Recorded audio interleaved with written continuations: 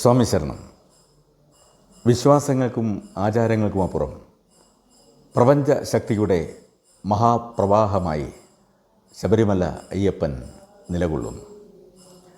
ആധുനിക ശാസ്ത്രത്തെ വിസ്മയിപ്പിക്കുന്ന സത്യങ്ങൾ കാനനവാസൻ്റെ ചൈതന്യത്തിൽ അലിഞ്ഞു ചേർന്നിരിക്കുന്നു. തത്വമസി എന്ന മഹാവാക്യം ഓരോ ഭക്തനിലും കുടിയിരുത്തുന്നതിലൂടെ താനും ദൈവവും ഒന്നാണെന്ന പരമമായ സത്യം അവിടെ പ്രഘോഷിക്കപ്പെടുന്നു. ജാതിയുടെയും മതത്തിൻ്റെയും രാഷ്ട്രീയത്തിൻ്റെയും മതിൽക്കെട്ടുകൾക്കപ്പുറം ഭക്തനും അയ്യപ്പസ്വാമിയാകുന്ന ഓരോ ഭക്തനും അയ്യപ്പസ്വാമിയാകുന്ന ശബരിമല ആണ് ഏറ്റവും മികച്ച സാമൂഹ്യ പരിഷ്കരണ കേന്ദ്രം. പരിസ്ഥിതി സംരക്ഷണത്തിൻ്റെ പ്രായോഗിക പാഠമാണ് ശബരിമല തീർത്ഥാടനം.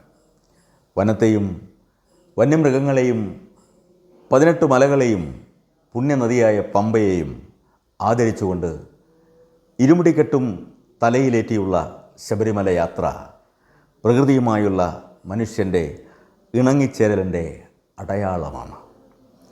മണ്ഡലകാലത്തെ 41 ദിവസത്തെ വ്രതാനുഷ്ഠാനം മദ്യവും മാംസവും ഉപേക്ഷിച്ചും ഇന്ദ്രിയങ്ങളെ അടക്കി നിർത്തിയും അയ്യപ്പ ദർശനം എന്ന ലക്ഷ്യത്തിലേക്ക് മനസ്സിനെ പാകപ്പെടുത്തുന്ന വ്യക്തിവികാസത്തിൻ്റെ പ്രായോഗിക രൂപമാണ്.